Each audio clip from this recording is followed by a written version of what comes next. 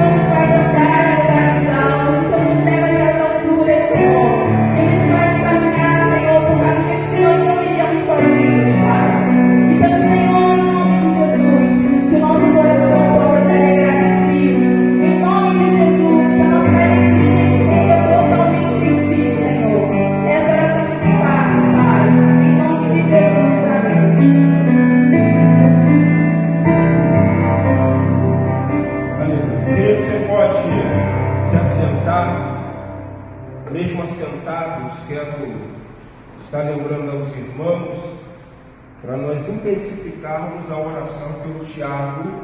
Então não esqueçam de orar pela vida do Tiago, que vocês possam orar, que vocês possam estar intercedendo. Você que nos acompanha pela live, graça e paz. Somos a Igreja Batista Memorial de Rocha Miranda. Estamos situados na Avenida 2 Italianos, 975. Acreditamos que essa noite Deus tem uma palavra de bênção para você. Quero mandar um beijo para a irmã Doaci, que nunca deixa de assistir o nosso culto. Manda assim, Deus abençoe a sua vida, no nome do Senhor Jesus. E há outros irmãos que também estão acompanhando. Um beijo, que poderosamente em Jesus você seja abençoado, abençoado. Queridos, vamos compartilhar um texto da palavra do Senhor. Eu quero convidar vocês a estarem abrindo suas Bíblias no livro de Gênesis, no capítulo de número 40, e eu quero ler com você do versículo 20 até o versículo 23, e o capítulo 41, do versículo 9 até o versículo, vamos botar aí, até o 18, se não me falhe a memória, se não falhe a memória. Gênesis capítulo 40, no versículo 20, diz assim: no terceiro dia, que era aniversário do nascimento de Faraó, deu este um banquete a todos os seus servos, e no meio destes reabilitou o copeiro-chefe e condenou o padeiro-chefe. Ao copeiro-chefe reintegrou no seu cargo, no qual dava o copo na mão de Faraó. Mas ao padeiro-chefe enforcou como José havia interpretado. O copeiro-chefe, todavia, não se lembrou de José, porém dele se esqueceu. A igreja podia ler numa só voz o versículo 23?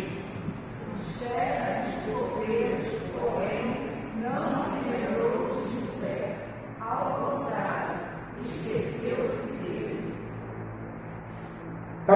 41, do versículo 9 até o versículo de número 14. Gênesis 41, do versículo 9 ao 14. Então disse Faraó, o copeiro-chefe, o copeiro-chefe, lembro-me hoje das minhas ofensas. Estando Faraó muito indignado contra os seus servos, e pondo-me sob a prisão na casa do comandante da guarda, a mim e ao padeiro-chefe, tivemos um sonho na mesma noite, eu e ele. Sonhamos, e cada sonho com a sua própria significação ou significado. Achava-se conosco um jovem hebreu, servo do comandante da guarda. Contamos-lhes os nossos sonhos, e ele nos interpretou, a cada um segundo o seu sonho. E como nos interpretou, assim mesmo deu. Eu fui restituído ao meu cargo de copeiro, e o padeiro foi enforcado. Então Faraó mandou chamar José, e o fizeram sair à pressa da masmorra. Ele se barbeou, mudou de roupa e foi apresentar-se a Faraó. Queridos, vamos colocar em pé, vamos louvar o Senhor com o hino de número 385 do nosso cantor cristão, aonde nós vamos declarar que vamos louvar ao Senhor, e após esse hino, nós estaremos então meditando um pouquinho na palavra do Senhor. Hino de número 385 do nosso cantor cristão. Enquanto o irmão Vini está se preparando, só vou olhar um negocinho aqui da nossa live para eu ter certeza que está certinho isso aqui.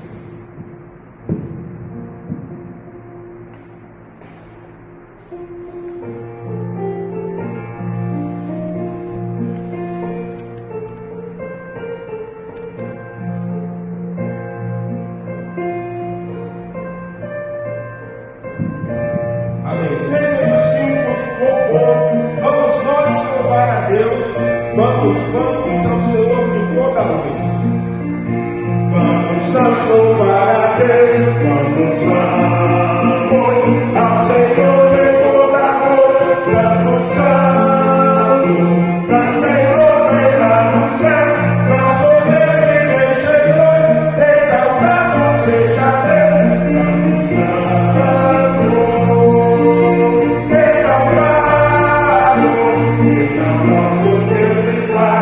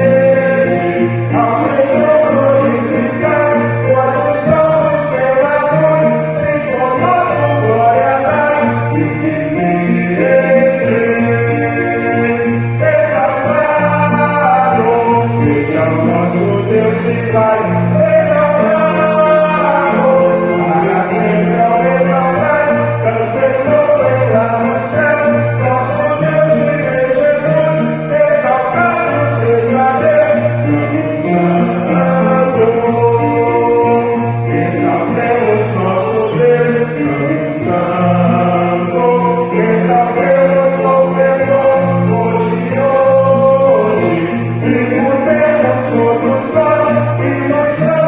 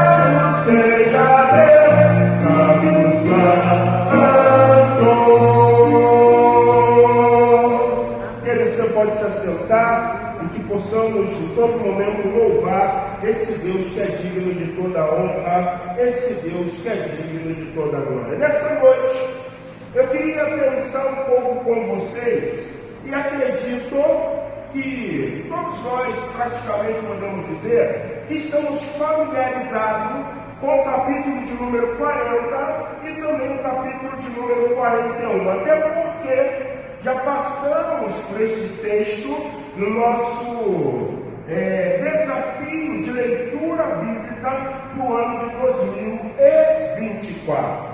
Porém, irmãos, por mais que tenhamos passado, eu queria pensar um pouquinho com vocês sobre esse texto, para que eu e você pudéssemos ter uma perspectiva de entendimento, de esperança, de fé, e compreender que Deus sempre está no controle de tudo.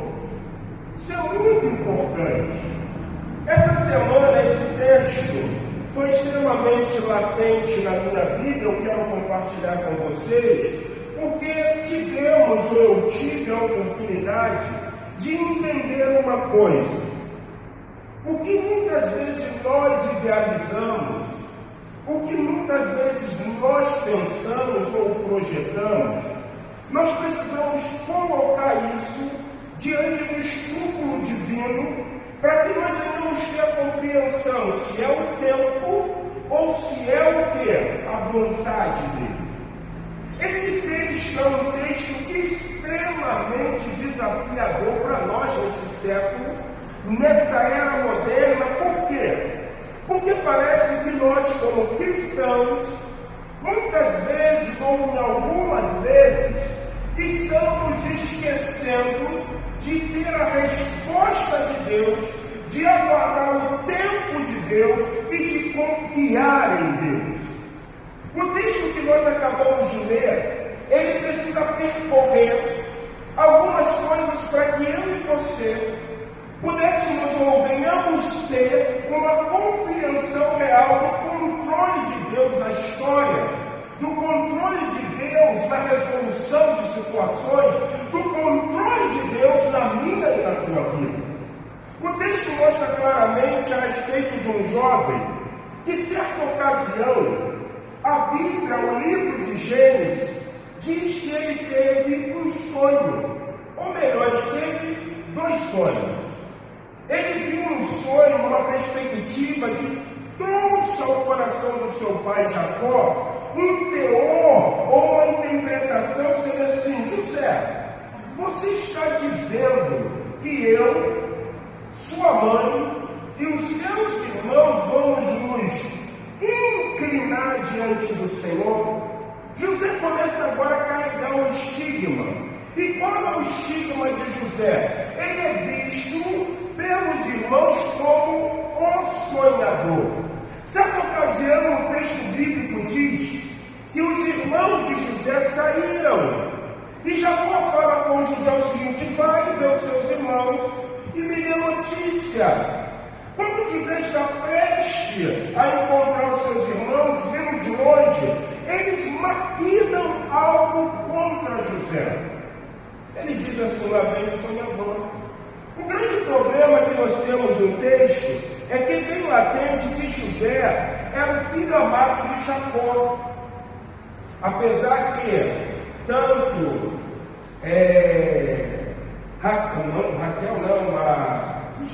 a Léia, a concubina de Léia e a concubina de Raquel houvesse dado a ele filho, a grande verdade é que você percebe que o amor de Jacó para Raquel era diferente do amor dele para com quem? Com Lia.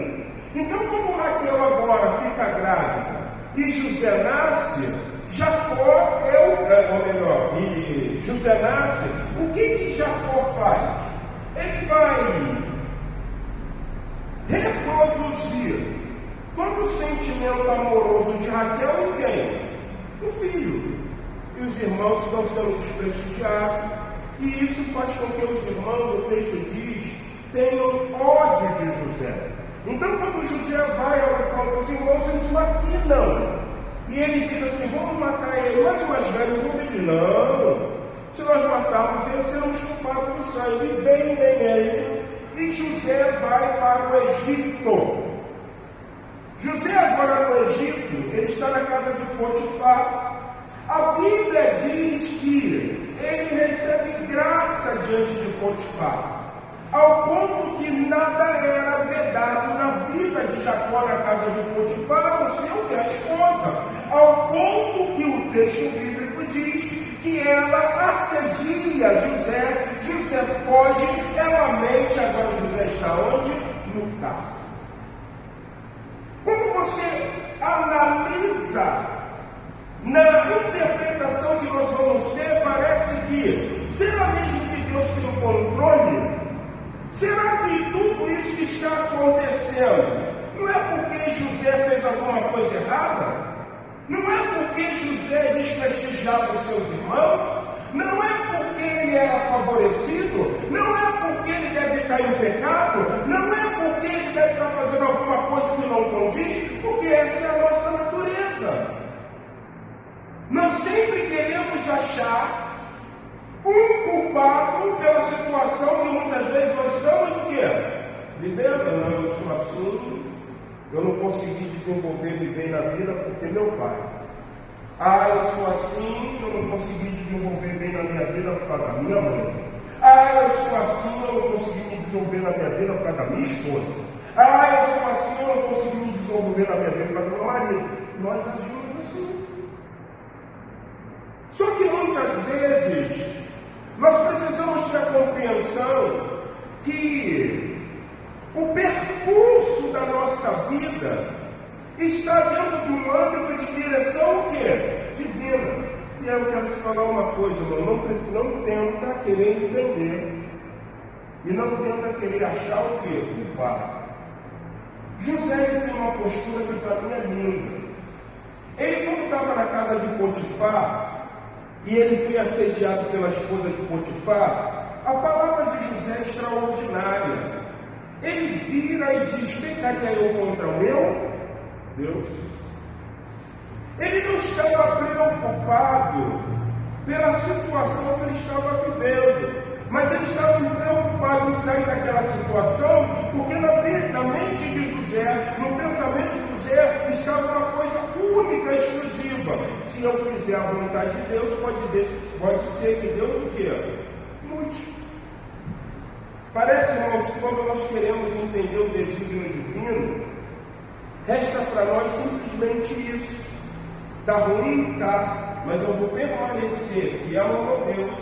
Eu vou permanecer buscando meu Deus, que pode ser que Ele cumpra por intermédio da minha vida os seus o quê? Desígnios. Não tenta achar um culpado. A segunda coisa interessante, quando José agora está no cárcere, a Bíblia diz que até no cárcere ele tem um momento de privilégio. Vocês já perceberam isso? Você vai ver, nada foi vedado a José. José está ali no cárcere, mas ele está ajudando, ele está fazendo, acontecendo, ao ponto que chega 2 homens. 2 homens. Esses 2 homens, quando chegam, a Bíblia diz que eles vão ter 2 sonhos. O copeiro ele tem um sonho, o padeiro tem um sonho. A interpretação de José foi simples. Olha só, copeiro, você vai voltar a servir vinho.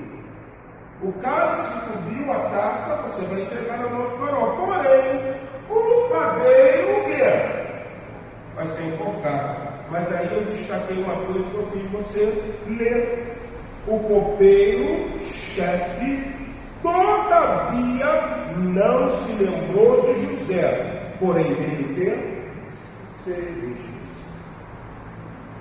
nos desígnios divinos, nós não vamos procurar o culpado, nós vamos querer fazer a vontade de Deus, para que Deus exerça a misericórdia.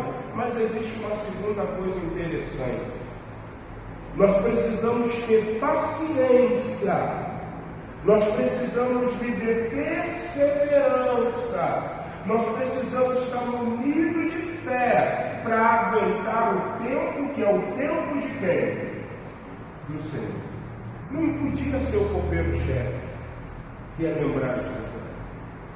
Quem tinha que se lembrar de José era quem? O Senhor. Por quê? Por quê? Porque não foi o copeiro-chefe que fez a promessa. Quem fez a promessa dando o sonho foi quem? O Senhor. E você percebe uma coisa: o terceiro momento da vida de José é interessante.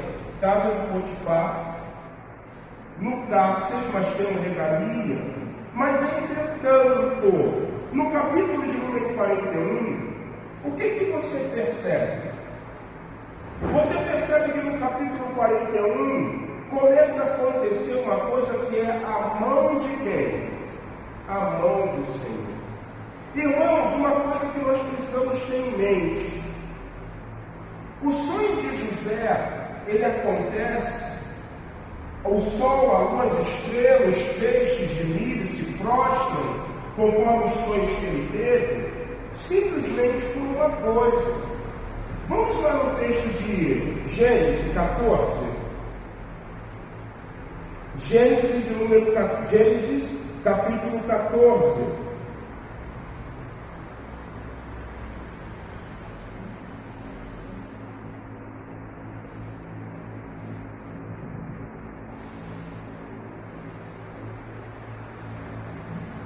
Perdão, não é o 14 não. Marquei aqui e saiu. É o 15. Versículo 12. Gênesis 15, 12. Olha só. Olha o que diz o texto. Ao pôr do sol, caiu profundo sono sobre Abrão. Ele não era nem Abraão, ele era Abrão.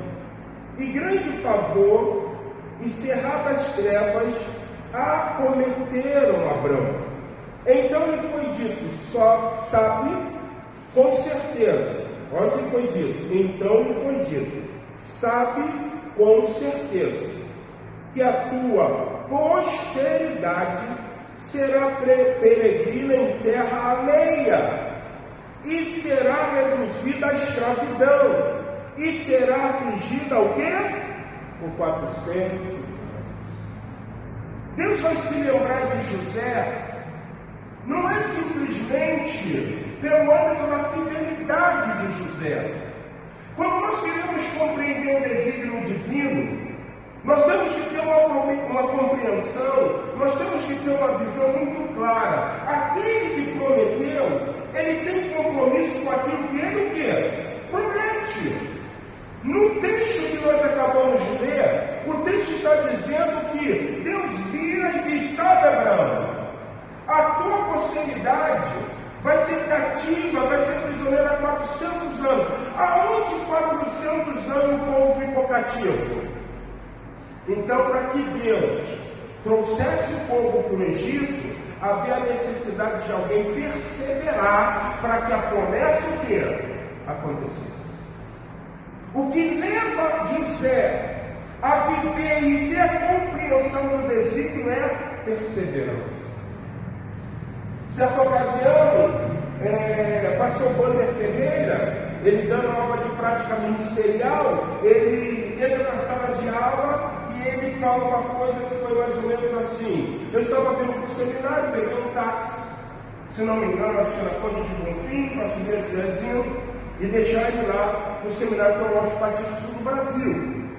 E quando eu estava subindo, o motorista vira-se e diz assim: o senhor é pastor? Aí eu falei: sim, sou pastor. Por quê? Eu já fui cristão. E não quero saber mais de igreja. Porque quando eu era cristão, me fizeram uma promessa. E se passou 1, 2, 3, 4, 5, 6, 7, 8, 9, 10 anos, e a promessa não aconteceu.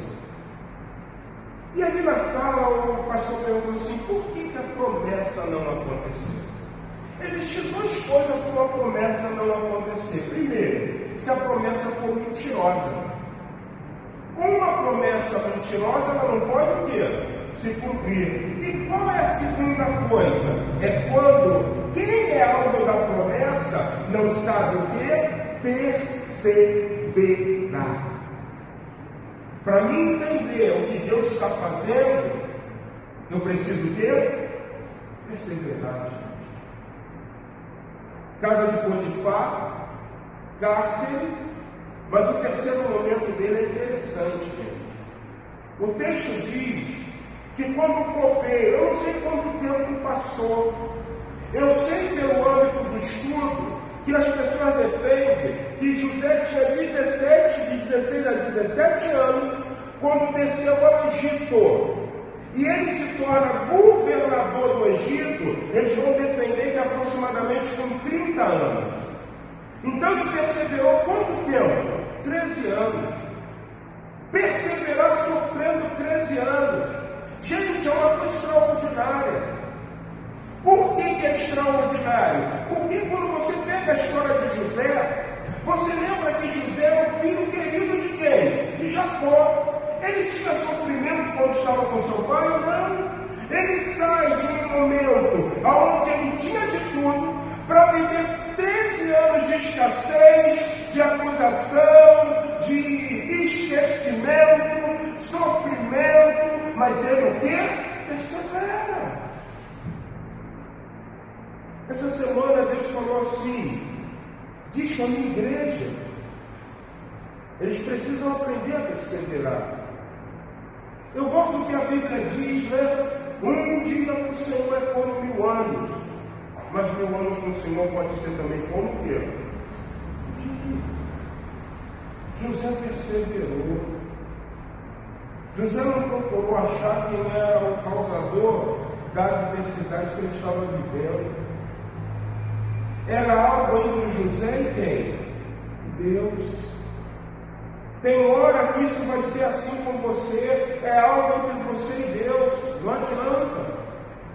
Ele quer te levar a níveis, ele quer te levar a crescimento espiritual, ele quer descortinar uma manifestação dele para a tua vida, porque existe uma coisa que a Bíblia ensina.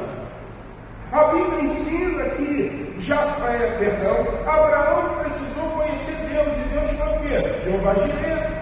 Isaac precisou conhecer Deus, de que forma? Houve uma fome, e Deus falou, não desce ao Egito, fica em Gerar. E a Bíblia diz que ele perseverou e obedeceu, e Deus falou assim, agora eu te dei lugar. Aí vem Jacó, o suplantador, ele está lá no Labão, trabalha 7 anos com Raquel, Labão vira para ele e diz assim, não, aqui, primeiro tem que dar umas velhas, casa com Lia, mas Jacó amava Raquel, e a Bíblia diz que ele trabalha mais 7 anos, é empregado de Labão, tem uma ideia, Labão muda o salário dele, o texto diz 10 vezes. Chega um momento que Jacó diz assim, prepara as mulheres, prepara os filhos, vamos embora. Só que ele tem um problema, ele vai ter que se encontrar com quem? Com seu irmão Esaú. E aí o que acontece? Ele tem que atravessar a val de Jaboque. Lá ele luta com quem? Com o anjo. Não, só vou sair daqui como tu, que me abençoares. Olha, eu sou o Deus de Abraão, eu sou o Deus de Isaac, mas eu também preciso entender a dimensão do Deus de Jacó. Tu não chamará mais Jacó, o teu nome será o quê? Israel. É assim que Deus vai fazer na nossa vida. Qual é a experiência que você tem vivido que marca a manifestação de Deus na tua vida? Irmãos, você não pode passar o teu tempo como um cristão sem viver uma experiência pessoal com Deus. É assim, tem que ser assim. Porque Paulo teve experiência pessoal, João teve experiência pessoal, os pais apostólicos tiveram experiência espiritual, Jesus, o próprio Deus, teve a experiência dele. E aí o texto diz que agora, José está perseverando, e no terceiro momento é interessante, o copeiro-chefe não lembrou dele, e quando ele agora acha que não tem nenhuma perspectiva, é interessante, Deus não sonha Faraó. Um sonho onde ele viu 7 espigas lindas, 7 vacas bonitas. O problema foi que as espigas ruins destruíram as espigas boas, as vacas feias comeram as vacas o quê? Gordas. A mente do Faraó ficou perturbada. Traz os magos do Egito. Ninguém conseguia. Sabe por que ninguém conseguia, gente? Porque o sonho de Faraó não era um déjà vu. O sonho de Faraó era um sonho projetado, sabe por quem? Por Deus. Por quê? Porque o copeiro-chefe não lembrou de quem? Mas quem que lembra sempre de José? Senhor. Ao ponto que o insight na mente do copeiro-chefe, meu senhor, quando eu estava preso, tinha um hebreu, e ele disse que eu voltaria a servir o vinho ao Senhor, e ele falou que o padeiro-chefe seria morto. A Bíblia diz que Faraó mandou o quê? Chamar. Mas vocês percebem como ele estava José, gente? Alguém pode ler o versículo 14?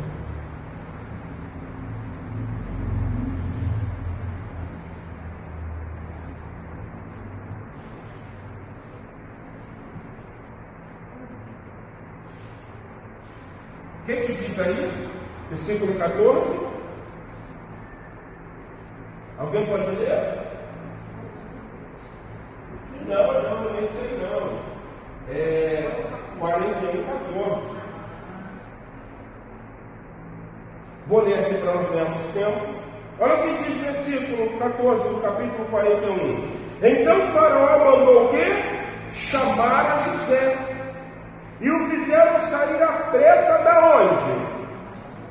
Ele não estava agora na casa de Potifar com regalia. Ele estava no cárcere, mas ele não estava com liberdade como ele tinha. Mas ele estava agora onde? Na masmorra.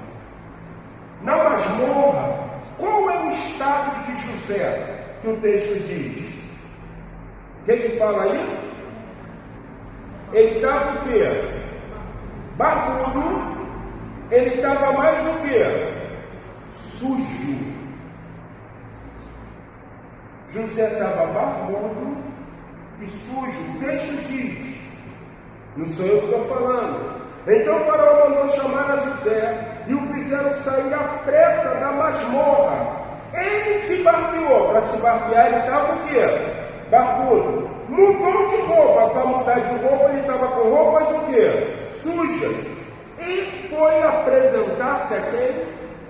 A Faraó. Irmãos, perseverem.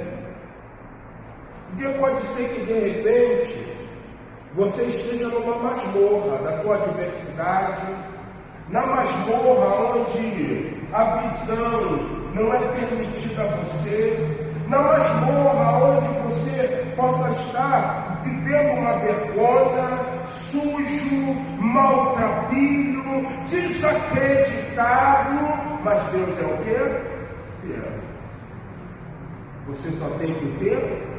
Perseverar. Para se entender a vontade divina, você precisa o quê? Perseverar. Vocês lembram lá de Caleb? É interessante lá no livro, né, quando fala de Josué. Hebron foi dado a Caleb por herança. Quando ele foi lá, né, ver a terra, ele e Josué foram os dois que acreditaram.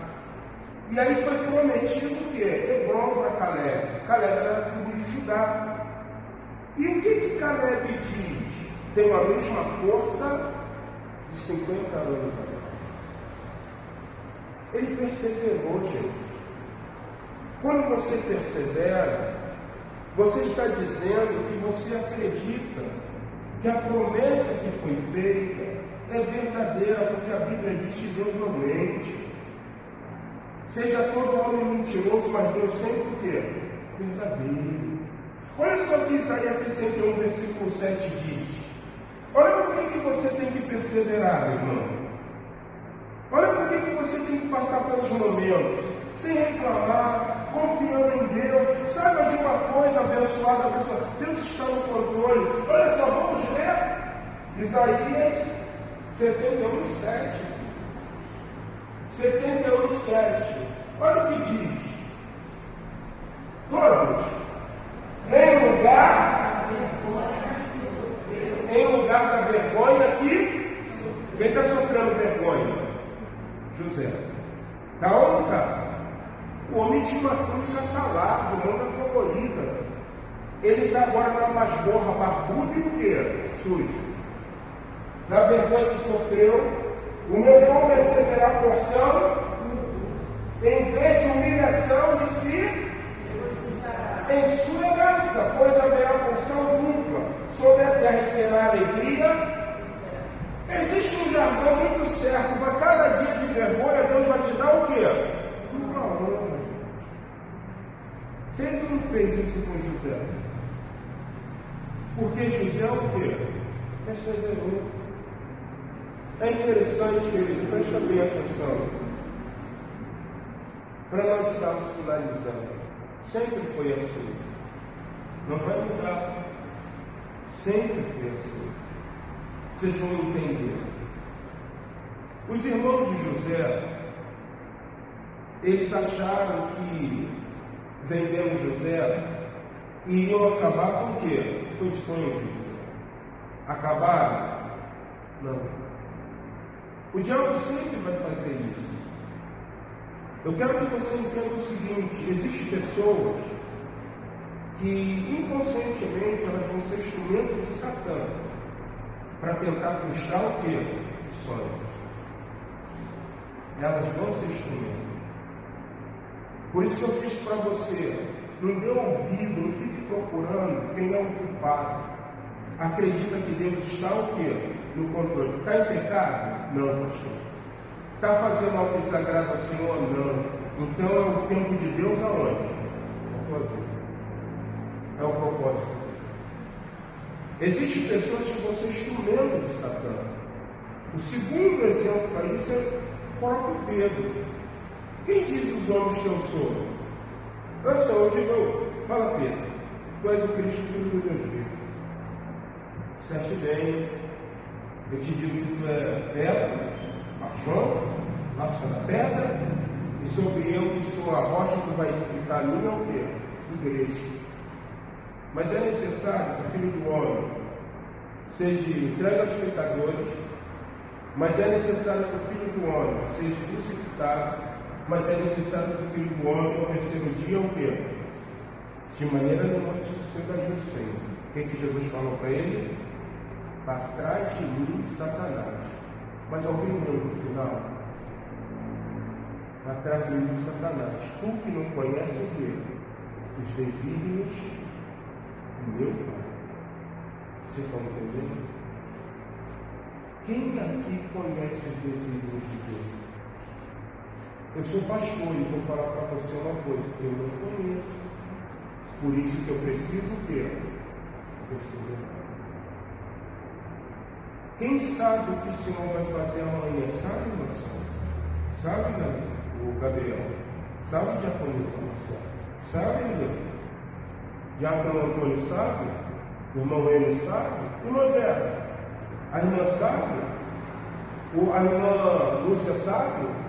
Não sabe. Mas nós vamos ter que o quê? Perseverar. Nós não compreendemos o desígnio de Deus. Você entendeu? Deus, para fazer o povo descer ao Egito, para ele cumprir o que ele disse a Abraão, ele esperou Abraão ter um filho chamado Isaac. Isaac teve 2 filhos, um chamado o quê? Jacó e o outro Saul. Eles agora estão divididos porque há 2 reinos. Um vai para um território, para a casa que seria do tio, porque Labão era irmão de Rebeca. Lá ele encontra uma menina chamada Raquel, e ele se afeiçoa por ela, e ele trabalha 7 anos diante de uma promessa. Labão não tinha filho homem, então era bom demais ele ter José. E aí olha o desígnio divino, gente. Olha o que Deus está fazendo. Aí tem um menino chamado o quê? José. José foi vendido porque Deus permitiu que ele fosse o quê? Vendido. Porque na visão dos irmãos eles queriam o quê? Matá-lo. E Deus está dizendo, eu estou cumprindo o desígnio. Quem vai matar o garoto aqui? Vende ele. Mas eu vou aprumar ele, eu vou fazer ele virar um bom homem, eu vou gerar nele coisas. E Deus está cumprindo isso. Queridos, entenda uma coisa. O salmista diz que o choro pode durar uma noite, mas ele diz que a alegria vem pela manhã. O salmista diz, aquele que leva a semente cantando e chorando, voltará sem dúvida, trazendo consigo os seus feixes. Os desígnios divinos nós não sabemos, mas ainda Deus está no controle de tudo. Deus está no controle da vida de José. E para cada dia de vergonha de José, ele desfrutou de quê? Do plano. E a Bíblia diz que somente ele estava abaixo de quem? De Faraó. O escravo que virou o quê? Governador. Para que Deus pudesse cumprir os seus desígnios. Vocês lembram lá em Êxodo, né? A última praga, lemos hoje. E o que aconteceu? Eles viveram no Egito 430 anos. 430 anos. E Deus falou para Abraão, eles vão sair e ainda vão levar riquezas. Quando eles saíram, o que eles levaram do Egito? Riquezas. Porque assim são os desígnios. A Bíblia fala uma coisa interessante. Quem compreendeu, quem entendeu a mente do Senhor? Quem foi o seu conselheiro? Quem deu a ele alguma coisa para receber? Porque dele, por ele, para ele, são todos. Irmãos, eu ainda creio que Deus está no controle. E Deus está dizendo assim, o que está acontecendo? Qual é a tua adversidade? Qual é o teu problema? É isso e aquilo outro. Então, percebe. Confie, porque aquele que prometeu, a Bíblia diz que ele é fiel para cumprir. A Bíblia ainda fala uma coisa extraordinária nessa conclusão. Na galeria dos heróis da fé, a Bíblia diz que alguns morreram sem ver a promessa. Mas é interessante que diz, mas morreram crendo na promessa. É isso que Deus espera do seu povo. É isso que Deus espera de você. Que você seja um homem e uma mulher robusteiro de fé, perseverando, lutando, orando, buscando a Deus, porque Deus dá sempre um fim, que é um fim agradável. Foi o que ele fez com José, foi o que ele fez com o Senhor Jesus, é o que ele vai fazer com nós. Então vamos perseverar e confiar no Senhor. Quero convidar vocês a se colocarem em pé. Nós estaremos orando, lembrando de orar pela irmã Vilma. A irmã Vilma está com o joelho enfaixado, torceu, né, por causa da osteoporose, artrose que ela tem no joelho. O médico falou que é da artrose, ela vai ter que fazer uma cirurgia. Estava ali ontem, né? Foi na casa dela, com a perna enfaixada. Então vamos orar pela vida da nossa irmã Vilma Medeiros. E orar pela vida do Tiago, irmão da Arinha. Chega na sua casa antes de dormir, ore por essas pessoas, para que elas possam provar da bondade e misericórdia do Senhor. Feche seus olhos. Você que nos acompanha por essa live, Deus abençoe a tua vida, um restante de noite abençoada. Quero convidar você a estar conosco na Escola Bíblica Dominical, domingo, 8 horas da manhã. Se você não pode vir pela manhã, venha à noite, às 19 horas, no culto de celebração ao Senhor. Deus te abençoe. Deus, em nome